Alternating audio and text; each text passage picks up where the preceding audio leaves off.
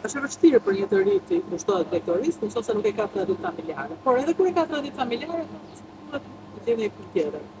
Si ndihmohet ai që të rritë puna që bën? Duke qenë se ne kemi vendosur në skemë për të rit, jo vetëm për të marrë 10.000 euro dhe Se i mori mbaruan ato. për të blejë një makinë apo për të shërbyer atyre, por për të marrë me bujqësinë. Dhe interesi në skemën që ne kemi vendosur është i lartë. Dhe përshojmë që duhet akoma më shumë punë për të informuar të rinjt, sepse ju të gjithë merren me bujqësi, duket diçka e lotshme, diçka e mundueshme, që nuk lidhet me profilin e tyre, i duket si tallse nga shokët e vet, pra dikush merret me një biznes më të mirë apo nga familja e tjerë. Por interesi është rritur sepse kanë kuptuar që bujqësia ka një të ardhme, edhe për shkak klimave në zona për kë nuk e di akoma. Ne prodhojmë me cilësi në Shqipëri. Nga vetë fakti që ne jemi një vend i vogël dhe Bashkimi Evropian është një vend i madh, një treg shumë i madh. Dhe vetëm vitin e kaluar ne kemi çuar në eksport mbi 330.000 ton produkte. Dhe kjo e tregon që përveç se ne prodhojmë me cilësi, sepse nuk na pranon Bashkimi Evropian pa një analizë, pa një cilësi shumë mirë, kemi një natyrë që na ka falë Zoti që ne dalim 3 deri në 1 muaj, 3 javë deri në 1 muaj më parë se tregu evropian për shkak të klimës që kemi.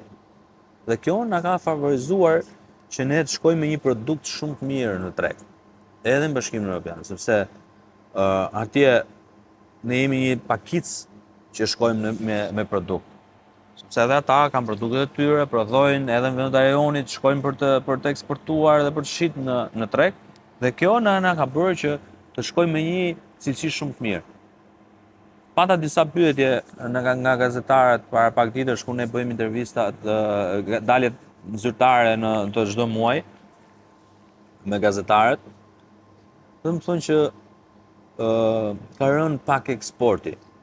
Po, se lajmet kështu janë. Atëherë, eksporti mund të ketë rënë, ne jemi në paralel me vitin e kaluar, pra jemi në të njëjtat shifra.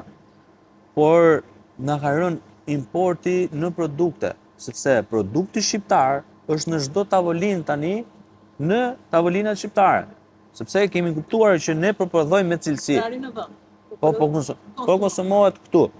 Po kuptojmë që ne në të gjithë produktin tonë kemi në tavolinat shqiptare, në bizneset, në restorante, në agroturizma, në çdo tavolinë shqiptare, në mënyrë që produkti jonë pse duhet të shkojë jashtë? Për çfarë arsye? Atje na pret një treg më i zhvilluar apo me një çmim më të madh? Jo. Jo. Absolutisht. Pra ne kemi këtu dhe po e konsumojmë këtu. Kemi pas probleme me pesticidet, po bëm një reformë shumë të mirë me pesticidet në terren. Shkuam të çdo biznes që shiste pesticidet, të çdo farmaci bujqësore. Dhe morëm shumë masa. Dhe një nga subjektet që kam qenë personalisht për pesticidet, ne bëm një dalje me strukturat tona në terren, kishim ankesa nga fermerët dhe duket qenë se fermerët na vënë një presion ku pse na lini në treg, diçka sepse ne nuk jemi të informuar. Dhe më shumë se kaq në një nga farmacitë bujqësore e kemi mbyllur mbi 3 muaj. Marrë masa administrative dhe shumë produkte të tjera, të cilat ne kemi kaluar edhe në arreste të disa nga produktet që kanë qenë ndaluara nga Bashkimi Evropian dhe ne çfarë kemi të regjistruar në ligjin shqiptar, sepse ne kemi të parafruar të gjithë legjislacionin me Bashkimin Evropian për çdo produkt që përdoret në pesticidet apo në spërkatjen e perimeve apo produkteve tona në Shqipëri. Dhe na ka kaluar në një proces shumë të mirë që ishte nevojshme.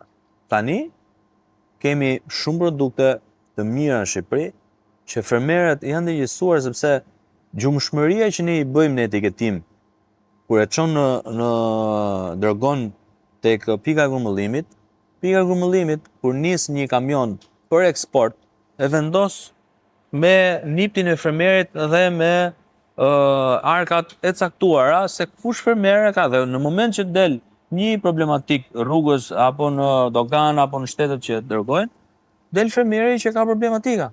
Dhe kjo është ajo regjistri apo certifikata e çdo fermeri që dërgon produktin në treg. Dhe kjo ka arritur që pika e grumbullimit nuk prodhon produkt, po e merr nga fermer dhe duke hasur problematikat së natyre, vendosëm një patent për çdo produkt që ne dërgojmë. Dhe kjo arrin që fermerët të ndërgjegjësohen dhe të kenë mundësi që të prodhojnë me cilësi, se ndryshe nuk ja dalin dot për shkuar në treg. Dhe kjo është një mënyrë që i kemi lidhur gjërat edhe me aspektin ligjor, edhe me ndërshkimin e farmacive, por edhe me